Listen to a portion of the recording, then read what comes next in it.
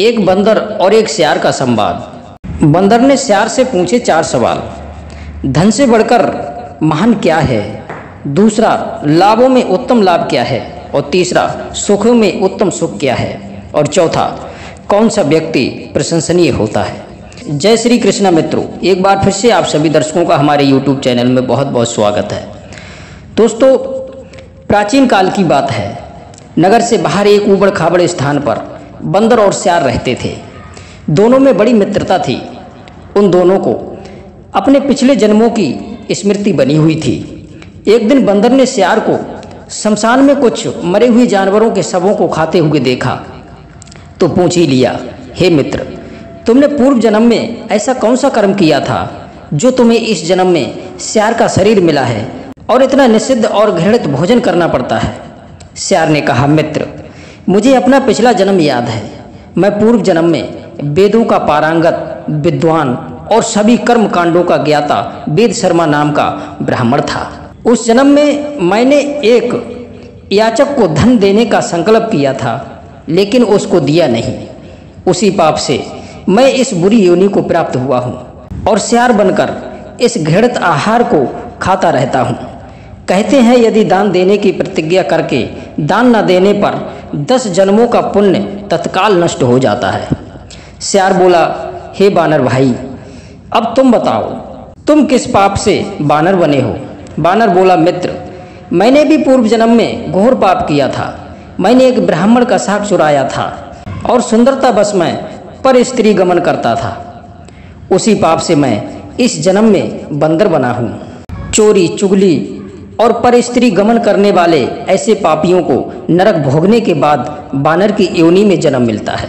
ईश्वर कृपा से मुझे अपने पिछले जन्म के सभी कर्म याद हैं। धरती लोक पर किए जाने वाले पापों का कर्म फल कई जन्मों तक भोगना पड़ता है। बानर बोला, मित्र, मैं आपको जानना चाहता हूँ। आप तो पूर्व जन्म में बहुत बड़े ज्ञानी थे, इसलिए नंबर 1, धन से बढ़कर महान क्या है? और नंबर 2, लाभों में उत्तम लाभ क्या है? और नंबर 3, सुखों में उत्तम सुख क्या है? और नंबर 4, कौन सा व्यक्ति प्रशंसनीय होता है? सियार कहने लगा, मित्र, आपका पहला प्रश्न है कि धन से बढ़कर महान कौन? तो इसका उत्तर सुनो। वैसे तो धनवान व्यक्ति को बड़ा माना जाता है, क्योंकि धन मनुष्य की आवश्यकताओं को पूरा करता है। धन के बिना संसार का कोई कार्य नहीं चल सकता। धन के बिना ना तो जीविका संभव है और ना विकास। इसलिए धनवान व्यक्ति को धनवृद्ध कहा जाता है। परंतु धन से जो महान है वह महान नहीं। महान तो वह तब बनता है जब वह गुणों से महान हो। मान लीजिए, यदि कोई धन संपत्ति से संपन्न है किंतु उसमें सद्गुणों का अभाव है, ऐसे में वह धन संपत्ति वाला होते हुए भी तुच्छ है। और अगर कोई धनहीन है और वह विनयशील, सदाचार, संतोष जैसे सात्विक गुणों से संपन्न है, तो वह सच्चे अर्थ में महान है। महानता की वजह सद्गुण हैं, धन नहीं। यदि कोई धनवान भी है और सद्गुणी भी है तो वह महानों से भी महान है। ऐसा अक्सर बहुत कम होता है कि धनवान होकर भी उसमें सद्गुण हो, क्योंकि धन की वृद्धि के साथ उसमें अवगुणों की भी वृद्धि हो जाती है, जैसे व्यभिचार, व्यसन, अहंकार। विद्वान पुरुषों ने कहा है कि धनार्जन की अपेक्षा गुणार्जन ही श्रेष्ठ है, क्योंकि जीवन सफल तभी माना जाता है जब आपके अंदर ये सात्विक गुण हो। नंबर 2, लाभों में उत्तम लाभ क्या है? इसका उत्तर है निरोग, अर्थात रोग से मुक्ति। तुलसीदास ने भी श्री रामचरितमानस में वर्णन किया है कि पहला सुख निरोगी काया, दूजा सुख घर में हो माया, तीजा सुख कुलवंती नारी, चौथा सुख सुत आज्ञाकारी। इसमें भी स्वस्थ शरीर को प्रथम स्थान दिया गया है, क्योंकि संसार के सारे भौतिक सुख और भोग पदार्थ शरीर से ही भोगे जाते हैं। यदि शरीर ही ठीक ना हो या रोगग्रस्त हो तो वह सुखों का लाभ नहीं ले सकता। यदि शरीर में कहीं वेदना है या कोई भय है तो आपके आगे चाहे कितना भी स्वादिष्ट भोजन या पदार्थ रख दो, वो आपको बिल्कुल भी अच्छा नहीं लगेगा। फिर भी उसका कोई सुख आपको अनुभव नहीं होगा। जब शरीर में कोई पीड़ा होती है तो हम हर चीज़ को भूल जाते हैं। उस समय सब कुछ छोड़ छाड़ कर केवल उसी पर हमारा ध्यान रहता है। उस समय हम सब कुछ त्याग कर भी सही होना चाहते हैं।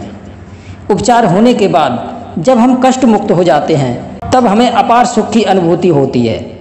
हमने देखा है कि पहले तो लोग अज्ञानतावश या लालचवश कुछ ऐसा करते हैं जो शरीर के लिए बहुत कष्टकारी होता है, फिर बाद में उसे कष्ट से उभारने के लिए घूमते रहते हैं। पहले तो कहते हैं आ बैल मुझे मार, जब वह मार देता है फिर कहते हैं बड़ा बुरा हुआ। अब इससे कैसे निजात पाएं? इसलिए मनुष्यों को चाहिए कि वे ऐसे कर्म करें जो शरीर को व्याधियां ना व्यापें और स्वस्थ जीवन जीकर भौतिक सुखों का पूरा आनंद लें। और नंबर 3, सुखों में उत्तम सुख क्या है? तो उत्तर है संतोष।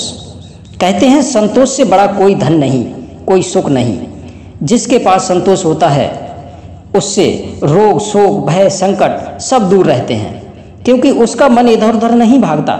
जो प्राप्त है उसी को पर्याप्त मानकर जीवन जीते हैं और खुश रहते हैं। असंतोषी की इच्छाएं इतनी बढ़ जाती हैं कि उसे सुखी जीवन जीने की फुर्सत नहीं मिलती है। वह पूरे जीवन सुखों को इकट्ठा करने के लिए मृग की तरह सुखों के पीछे दौड़ता रहता है। जो उसके पास है वह उसका उपयोग नहीं करता, नए सुख अर्जित करने में लगा रहता है और एक दिन पतंगा की भांति दिए की आग में जल करके मर जाता है। इसलिए कहते हैं संतोषी व्यक्ति ही ठीक से अपने पास उपस्थित सुख का उपयोग कर पाता है और सुख का अनुभव करता है। संतोषी व्यक्ति ही सबसे ज़्यादा सुखी है और सुखों में उत्तम सुख तो संतोष ही है। नंबर 4, कौन सा व्यक्ति प्रशंसनीय होता है? कहते हैं जिसके ऊपर ऋण होता है वह व्यक्ति महान कष्ट में रहता है।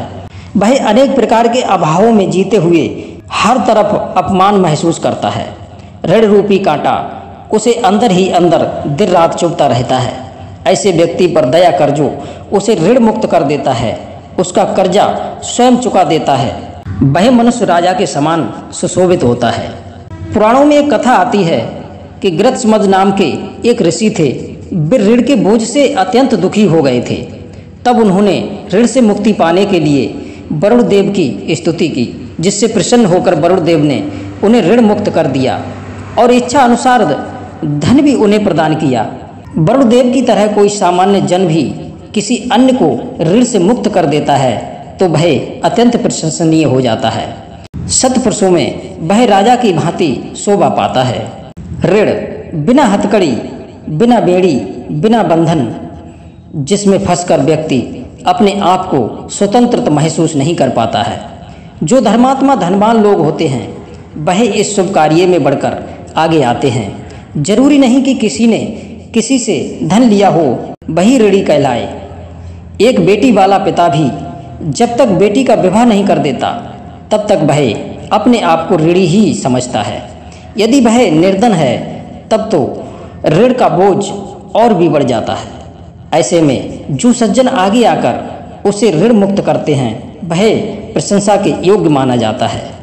किसी निर्धन की बेटी के विवाह में योगदान देना बहुत ही पुण्य का काम है, तो ऐसा व्यक्ति प्रशंसनीय माना जाता है। दोस्तों, यदि आपको वीडियो पसंद आई हो तो वीडियो को लाइक और शेयर अवश्य करें। आप सभी दर्शकों का बहुत बहुत धन्यवाद। जय श्री कृष्णा, जय श्री राधे।